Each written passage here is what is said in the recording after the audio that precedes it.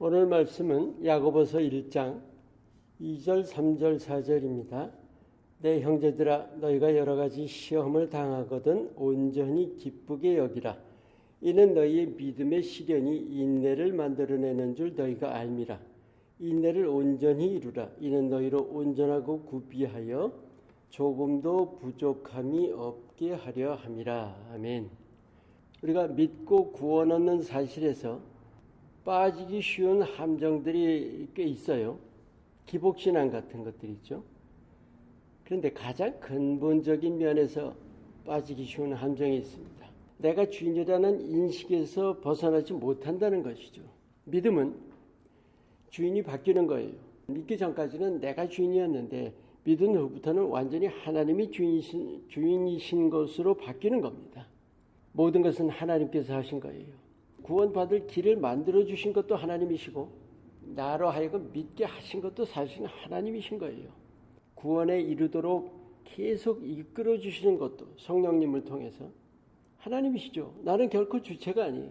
그런데 어려운 일이 생길 때 하나님 왜 내게 이런 일이 생기는 건가요? 하고 잘 돌아보세요. 그게 뭐예요? 아직도 내가 주인인 거예요. 하나님이 어떤 어려움을 허락하시든지 하나님의 그 깊으신 뜻으로 받아서 우리가 감당을 해야 합니다. 오늘 그게 바로 본문이죠. 시험 당할 때 온전히 기쁘게 여기라는 거죠. 왜냐하면 우리로 온전하게 또 부족함이 없게 만드시려고 하시는 거예요.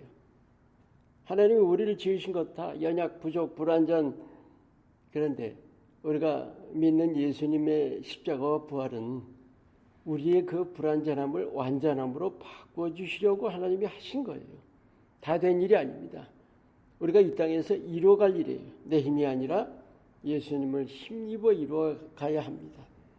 하나님의 뜻이고 또 그것이 이 땅을 살아가는 목표입니다.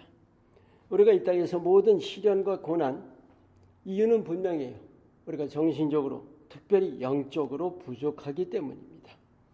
완전하다면 시련과 고난이 있을 수가 없어요. 있을 수가 없다는 겁니다. 우리가 그것을 시련과 고난으로 받아들이질 않죠. 자라가게 하시는 것은 하나님의 뜻입니다. 누구나 부족해요. 누구나 자라가야 합니다.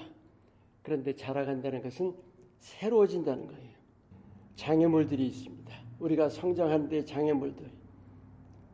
나이 많으면 됐어 하는 그런 교만함 있죠.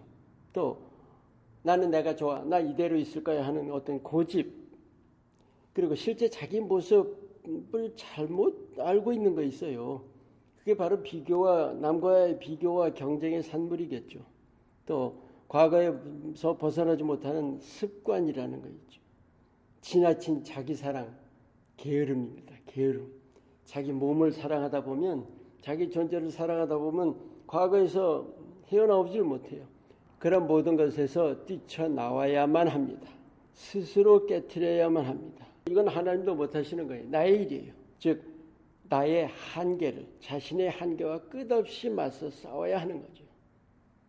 시련과 고난은 하나님이 허락하셨어요. 그러나 우리에게 알아서 이겨나가라고 하시는 것이 아닙니다. 반드시 주님이 도우십니다. 그래서 성령님이 함께 하시는 거예요.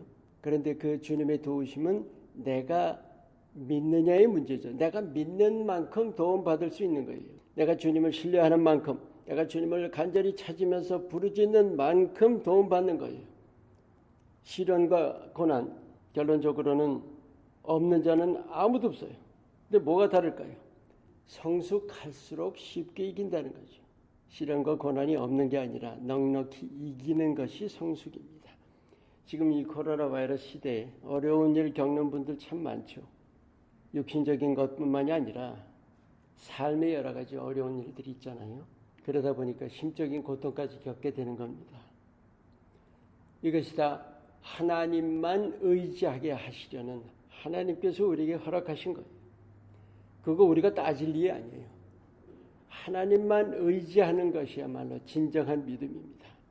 이 성숙한 믿음을 향해서 자라가시기를 예수님의 이름으로 축원합니다.